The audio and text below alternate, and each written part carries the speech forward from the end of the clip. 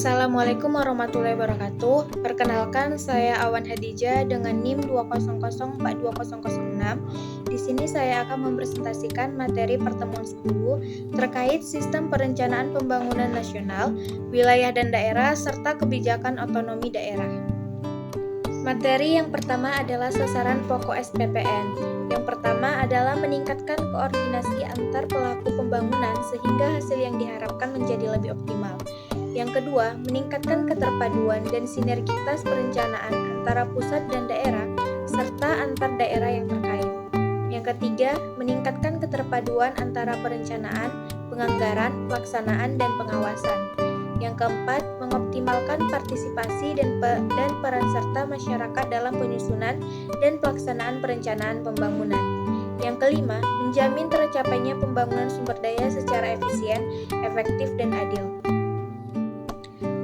Selanjutnya, konsep pembangunan wilayah dan daerah. Pembangunan wilayah merupakan upaya untuk mendorong perkembangan sosial, ekonomi agar tumbuh secara baik serta menjaga keberlangsungan kehidupan melalui pelestarian dan keseimbangan lingkungan baik terhadap kawasan tersebut maupun antar kawasan. Pembangunan daerah secara umum disebut sebagai pembangunan ekonomi daerah dalam konteks ekonomi makro. Misalnya, pembangunan ekonomi daerah, provinsi, dan kabupaten. Dengan kegiatan pembangunan yang dilakukan pada sektor-sektor tertentu adalah sektor pembangunan. Konsep wilayah dapat diklasifikasikan menjadi wilayah homogen, wilayah fungsional, dan wilayah perencanaan. Selanjutnya adalah kebijakan desentralisasi. Kebijakan desentralisasi terbagi menjadi dua, yaitu desentralisasi pembangunan dan desentralisasi fiskal.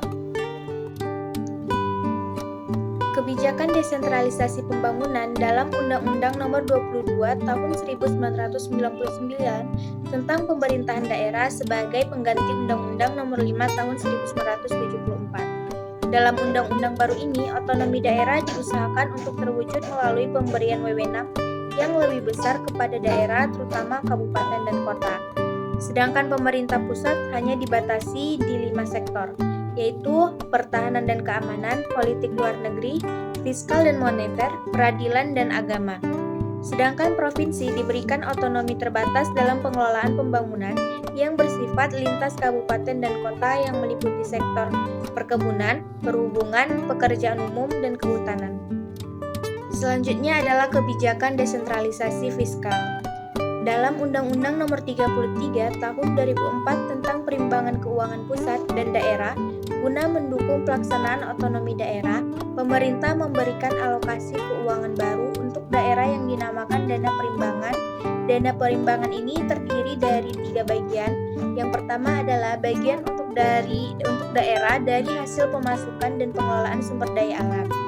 Yang kedua adalah dana alokasi umum, yang ketiga dana alokasi khusus. Di samping itu, pemerintah daerah dibolehkan pula melakukan pinjaman luar negeri sepanjang memenuhi ketentuan yang ditetapkan pemerintah pusat. Materi yang keempat adalah terkait konsep otonomi daerah. Pengertian otonomi menyangkut dengan 2 hal pokok, yaitu yang pertama, kewenangan untuk membuat hukum sendiri atau own laws, dan yang kedua adalah kebebasan untuk mengatur pemerintah sendiri atau self-government.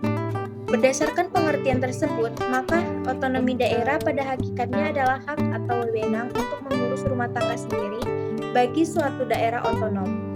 Menurut Serunjang tahun 2000, hak atau wewenang tersebut meliputi pengaturan pemerintah dan pengelolaan pembangunan yang diserahkan oleh pemerintah pusat kepada pemerintah daerah. Yang kelima adalah implikasi otonomi daerah terhadap perencanaan pembangunan daerah. Setelah sistem perencanaan pembangunan nasional sesuai Undang-Undang Nomor 25 Tahun 2004 efektif dilaksanakan sejak tahun 2005, mulai dirasakan adanya berbagai implikasi dalam pelaksanaan perencanaan pembangunan daerah yang disebabkan oleh pelaksanaan demokratisasi dan otonomi daerah.